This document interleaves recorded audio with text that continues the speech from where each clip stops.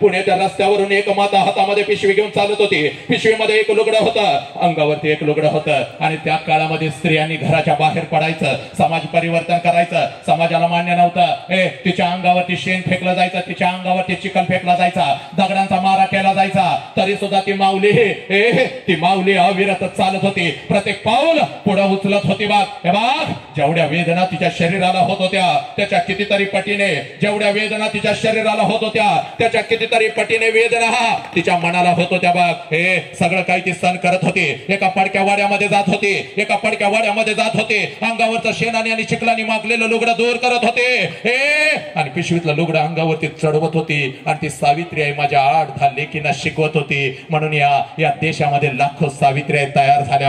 पुरुषांच्या खांद्याला खांदा लावून या माझ्या सावित्री आई आज लढू लागल्या.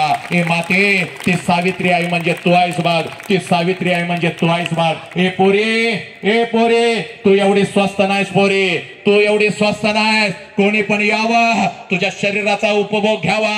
हे ऐका ग पोरीनो, आज हजाराच्या संख्येनं तुम्ही इथं आलेला तुमच्या आई बरोबर. आणि म्हणून तुम्हाला सांगतोय, ए पोरे, तू एवढी स्वस्त नाहीस बघ पोरे, तू एवढी स्वस्त नाहीस बघ. कोणी पण यावं, तुझ्या शरीराचा उपभोग घ्यावा. तुझ्या शरीराचा उपभोग घ्यावा. तुला रस्त्यावरती सोडून द्यावं, तुझ्या आई बापाच्या तोंडावरती तुला थुंकायला लावावं. तुझ्या शरीराचे तुकडे तुकडे करून फ्रीज मध्ये भरून ठेवावे, कुत्र्या मांजरांना खायला घालावे. पोरी, एवढी स्वस्त तू नाहीस बाग.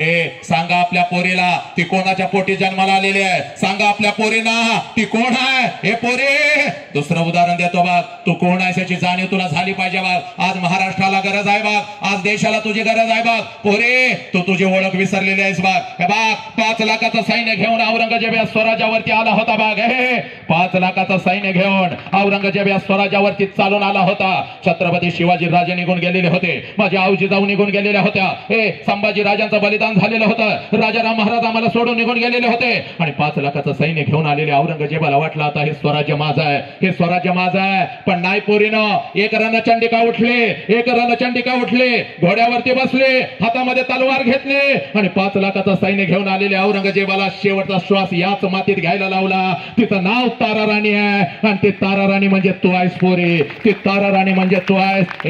कोणी पण यावं, तुला प्रेमाच्या जाळ्यामध्ये फसवावं, तुझ्या आई बापाच्या तोंडावर तुला थुंकायला लावावं, तुझ्या शरीराचा उपभोग घ्यावा, वासना शांत झाल्यानंतर तुला रस्त्यावरती सोडून द्यावं. एवढी स्वस्त नाहीस पोरी. आणि म्हणून तुला सांगतोय बघ, तुझा बाप कोण आहे याची जाणीव तुला करून देतो बघ. तुझी आई कोण आहे याची जाणीव तुला करून देतो बघ. तुझा बाप म्हणजे एक वाघ आहे पोरी. पोरी, तुझा बाप म्हणजे एक वाघ आहे, तुझी आई म्हणजे एक वाघीण आहे. आणि एका वाघाच्या आणि एका वाघिणीच्या पोटी तुझ्यासारख्या वाघिणीनं जन्म घेतलाय बघ पोरी. तू एक वाघीण आहे, तू लाचार नाही व्हायचा पोरी. तुझं शरीर एवढा स्वस्त नाही बघ पोरी.